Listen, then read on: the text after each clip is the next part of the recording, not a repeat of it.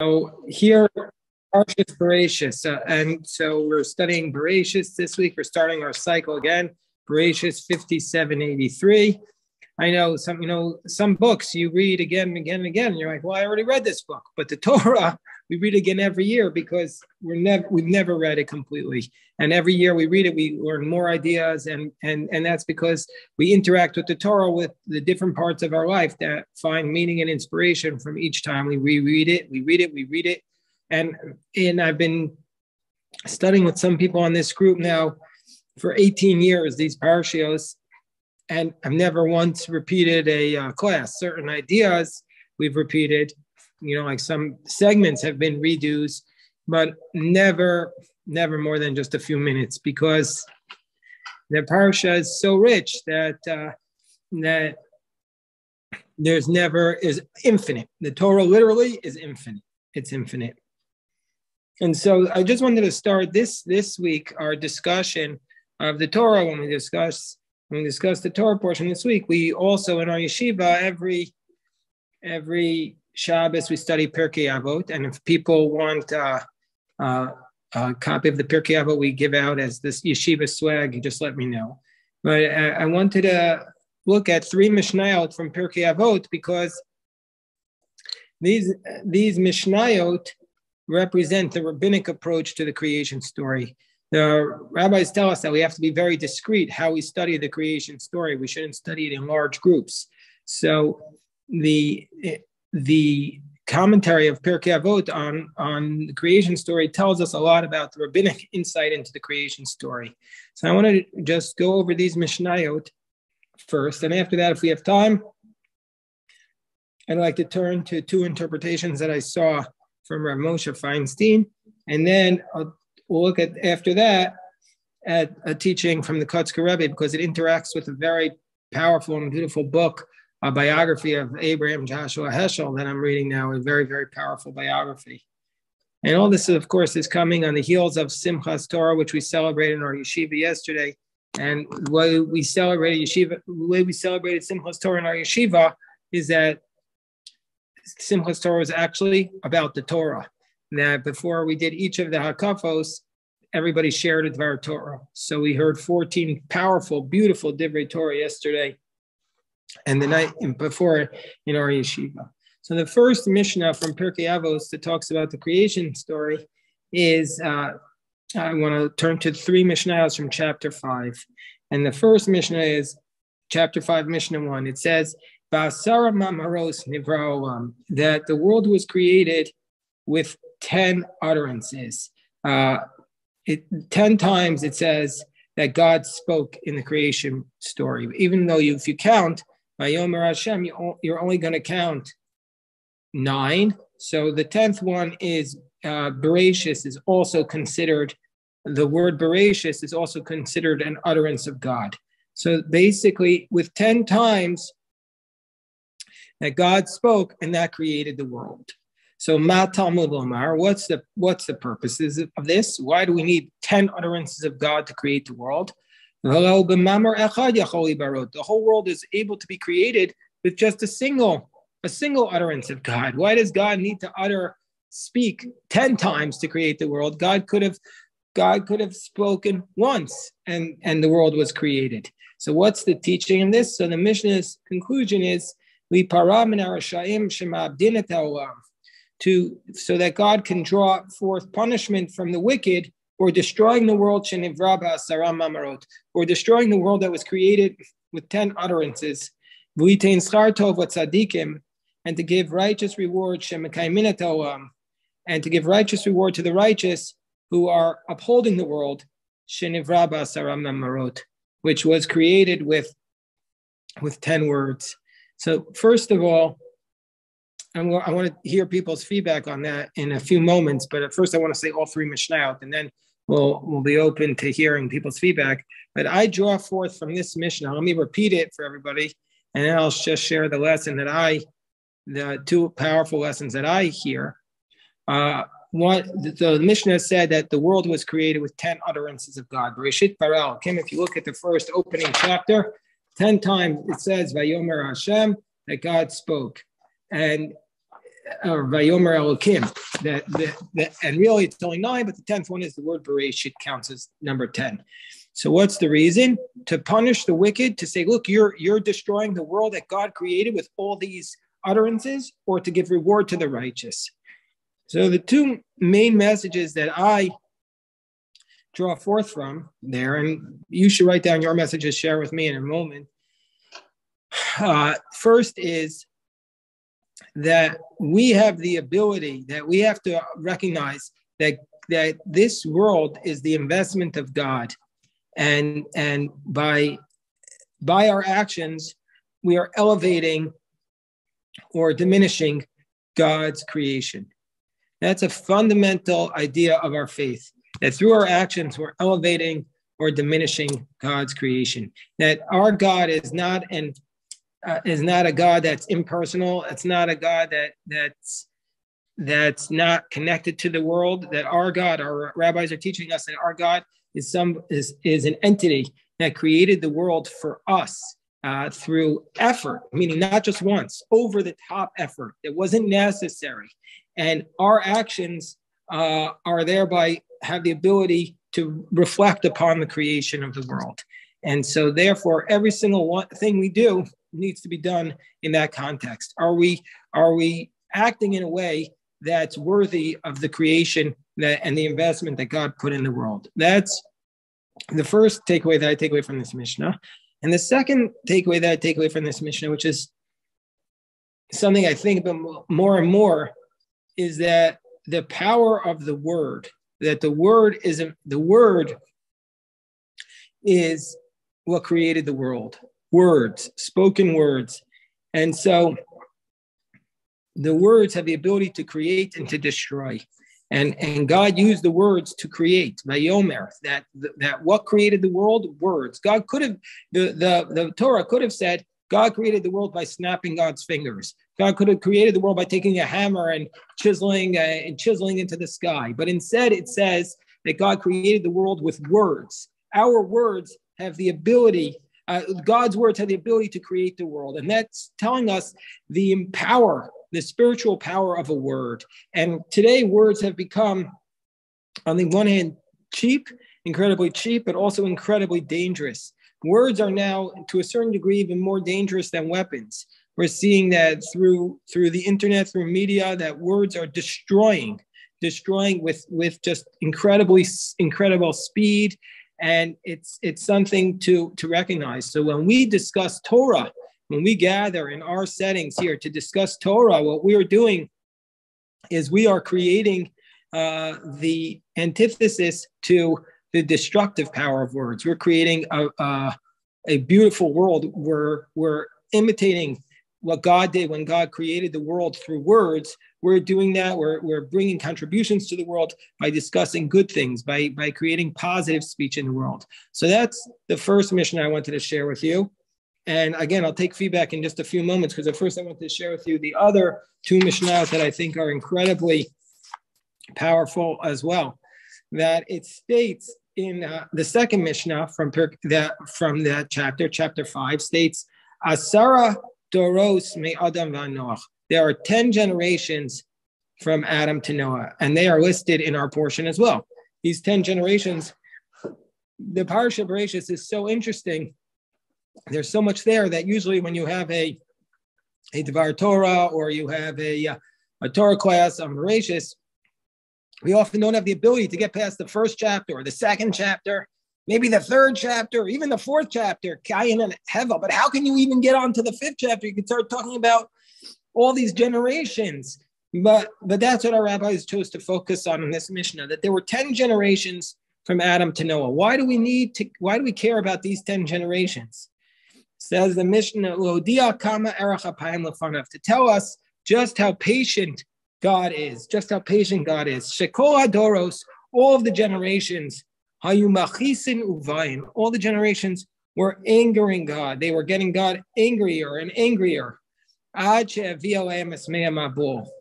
Until God brought upon the world the waters of the flood. And then there were 10 generations, Asara Doros min Noach va'ad Avram. Then there were 10 generations from Noah to Abraham. To again show how patient God was. All the generations were also getting God angrier and angrier until Abraham came and received all their reward. That's a whole separate entity. What does it mean Abraham received their reward? We could leave that for Parashas Lech Lecha. We could leave Noach's portion for Noach. But the first part of this Mishnah is that there were 10 generations from Adam to Noah, and then God brought about the flood. And what's the message? What's the spiritual message that we take away from that? The spiritual message that we take away from that. That's a very, very powerful, I think, a very powerful point to ponder. What do we mean by this? That there were 10 generations from Adam to Noah until God brought about the flood. So there's a couple of things going on there. First is that the world was created without any specific family or nation having responsibility. And until Abraham came along and he was the one specifically designated as the one with responsibility, him and his family having responsibility for the world did not work. It did not work. When the world was created without any specific human being having responsibility, they were all these generations were making God angrier and angrier. There were sins coming and coming and coming. But the basic concept to me is that built into the world, at the outset of the world, was this recognition of failure. Now, it's very hard to say these words, so we're speaking in metaphor. But the first time God created the world did not work. The plan did not work. Now, it was not God's fault, so quote unquote, it was man's fault because man was the one sinning, but God was the creator. So God created this world, and the first time that God created the world, it didn't work. So this is, on one hand, a depressing message about man's failure. On the other hand, I'm just muting everybody because I know we're going to have some comments in a few moments. So then we'll come back and get some comments. But on the other hand, it's not just about man's failure. It's also about the way that God created the world, and it didn't work the first time. It didn't even work the second time. That the first time God had to bring a flood, and the second time there was also the dispersion, the Dora Flaga, until Abraham came along. And so, to me, the message that I draw from this approach, the message that I draw from this narrative, is that it's okay to try something and to do it even for 10 generations, and then it doesn't work. And to recognize that's okay, because God, that's the model of the world, that God created the world for 10 generations. And then God had to start over. And God had to start over with the generation of Noah, with the generation of the flood. And if that's what it means to create, that the first time you create something, it doesn't always work. That the creation sometimes takes more than one time, and that's okay. That's okay. That's to me the message of this Mishnah. Obviously, I take some personal inspiration for it because we did. When I first came to Washington, I was in one position. I'm very proud of the work that went into that position, and I'm very proud of the work everybody was involved in it, but now I'm doing something else. So we're trying something else. The second, and obviously no person can even compare in any sense themselves to the divine, but the point is that we are all supposed to draw lessons from it, draw lessons from the creation story about ourselves, our obligation for ourselves to be creative. And that's a story that I saw from the Kutzker, which I'll share also, hopefully. And then the third Mishnah that I saw that I wanted to share with everybody is the Mishnah from Pirkei Avot, chapter 5, Mishnah 6, which talks about those things that were not listed in the Torah as being created. And the Mishnah lists, chapter 5, Mishnah 6, lists those 10 things that were created Bein Hashmashos, twilight and Friday afternoon. Impossible that there could be something, the Mishnah is basically understanding that everything that was deviation from the normal world must have been created during that time. So it's created during a time that was not day and not night. And I know that, I know Julie knows definitely one of them. It's one of her favorites, but we'll just mention all of them. The Pia Aretz, these are the 10 things. These are the 10 things that were created Friday afternoon twilight. What are they? Pia Aretz, the mouth of the ground that opened up. This is the commentators say this, the mouth of the ground that opened up to swallow Korach. Pia Be'er, this is the mouth of the well that followed the children of Israel in the wilderness. It's called the well of Miriam. So all these things, these were unusual things. So they had to have been created sometime. The Pia Aton, the mouth of the donkey that spoke to Bilam. Now, it's interesting. The donkey wasn't created there. It was just the mouth of the donkey that was created there. The donkey was created later. But the idea that God decreed that that mouth could speak was created then. The kashes, the rainbow, which we often think, it says in the Torah, was created after the flood. But it can't be. Nothing can have been created after the 6 days of creation. Nothing else was created. So it has to have been that the rainbow was created earlier, and then it extended on, and then it was revealed to the world after the flood. Then is the man, the manna, the bread that came down to the children of Israel in the wilderness. The mateh is the staff. Whose staff? There's a dispute about this. Was it the staff of Moses that was so powerful, or was it the staff of Aaron that went into the Holy of Holies because it was the only staff that blossomed? Then there was the Shamir. The Shamir, we know about the Shamir story because the Shamir were told in 68a of Gittin that this was the worm that was necessary to chisel out the stones for the temple, because you were not allowed to hew out the stones with iron. So the worm was a creature, like a worm-like creature that was able to miraculously hew out these stones and also engrave the stones on the writing onto the breastplate of the Kohen Gadol that he wore. And the Talmud and Gittin tells us how this worm was captured from the Dukhifa bird that Solomon placed a glass, or Solomon's messenger placed a glass bowl over the nest of the Dukifat bird. So the Dukifat bird was in charge of watching the Shamir, and the bird couldn't crack the glass. So he brought the Shamir to crack the glass, and that's when Solomon captured the Shamir, Shlomo Melech. And then the writing and the engraving on the tablets, this was written miraculously. And some say the tablets themselves, and then some say demons. Now we're getting dark. And then say this has to do with yesterday's portion, Simchas Torah, the burial place of Moses. One of the brilliant Divrei Torah we had was, why is Moses' burial place not mentioned? The absolute burial place of Moses is not mentioned, and that was created. The ram of Abraham, that's not even miraculous, but the fact that Abraham lifted up his eyes and saw the ram in the thickets. And then, and this is always a crowd favorite, the tongues, because how else could you create tongues? Because you need tongues to create tongues. So the tongues, it's like the chicken or the egg, but the tongues were created on Friday afternoon at twilight. So these are the three Mishnayot that talk about what went on during the creation story in Parashat Bereishis.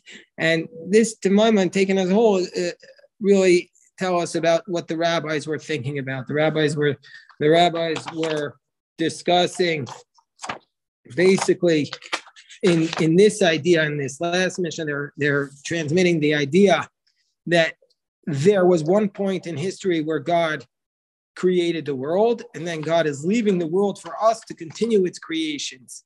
Meaning to say God is still involved in the world, but God is leaving the creations for us. Everything else was already created.